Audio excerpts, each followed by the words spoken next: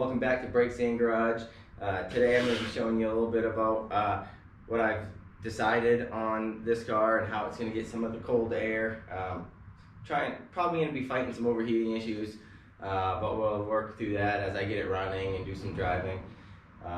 So we'll go over some updates on this, and then the CRX that's behind me. We made some progress on the engine swap, and you guys will be able to see that in just a minute.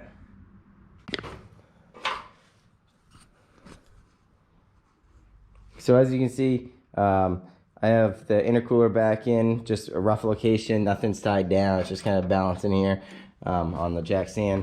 I also have the turbo that I clocked forward a little bit because there wasn't enough of a downslope on the oil drain, which I'll show you in just a second. And then I think I might actually run with the fans in the pull style. I'll probably opt for some better fans.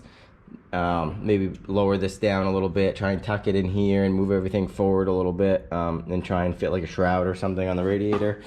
But that's all in the works. I made some progress on the power steering pump and the alternator and all that. Got that all installed. Down here, it's probably impossible for you to see, but these lines, I cut one to make it shorter so I could run the stock LS pump on the rack and pinion for the Corvette. Down here, you can see, you might be able to see, maybe not, but the pulley is really close on the power steering pump to the rack and pinion. It was actually probably gonna rub on the belt, like the corner of the rack and pinion, so I ground that off with an angle grinder, and it actually opened up about 1/4 inch of clearance, so that will not be an issue. So the accessories are in their final resting place. They're pretty much just stock truck accessories, but I got my injectors. They're like Deca 80s, I think they are, or something, but they're 80-pound injectors. There's a little gap here, so I think these injectors were taller than the stock truck one, or maybe I mismatched at the junkyard the fuel rail and the intake. But I'll put like a little spacer in there. They might even make one, make it easier for me.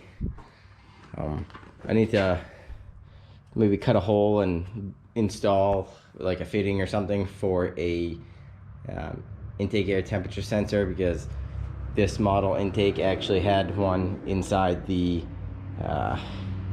mass airflow sensor, I believe, in the truck. So there's no spot for that. But I'll show you a little bit about the drain line. So you probably see the drain tube down here, that black thing. It's hooked up, it's coming down through here. It has a gradual slope all the way down to where it's gonna come into the pan. The line comes in over here, and it's gonna go in just above that oil sending unit, level sender, and just above it and forward. So hopefully right in this corner, right there. I got my turbo blanket on.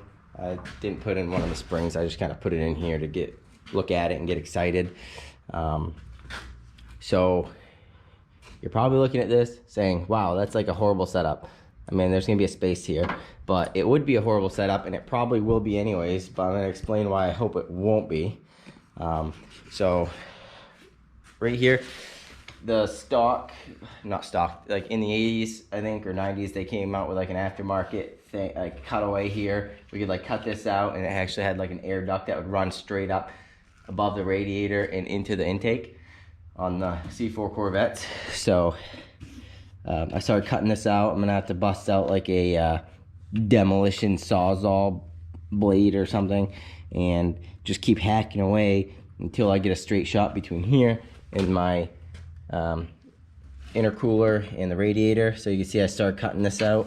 I do have like a cowl that has like the rear vents, and they're pretty good sized vents. So hopefully I'll get some airflow on this. I'll wrap the exhaust, like the headers and stuff, and I'm even gonna wrap my 4-inch pipe as it comes up. It's gonna come around here above and right down into there. I will have, once I get some of this wiring out of the way, I will have room. The 4-inch exhaust will fit in nicely, like right through here. It's gonna be tight, but it'll go down this way, and I will have room to make like a metal or maybe a plastic or something, maybe a composite or something, box, so I can actually use this blower motor for my heater. But yeah, honestly, that's about all I got for today. The oil drain line, clocked the turbo a little bit so I can get like a downhill slope for that. I clocked it, and then I also cut these shorter, so I pushed them in. I still need to make my turbo support brackets so I don't crack these cheap, skinny, thin wall pipes. And then I need to start doing brackets and stuff for this. But once I get the flywheel in, I'll be a little bit more motivated to really stay up, do some late nights, and crank out some work on that to get it done ASAP. So that's where I'm at, and the progress that I've made so far. Hopefully in the next couple of weeks, I'll be able to make some more progress and come back to you guys with some more interesting footage. I'll put together some of the time lapse of me working on it and whatnot, and hopefully I'll get that done by the end of this week.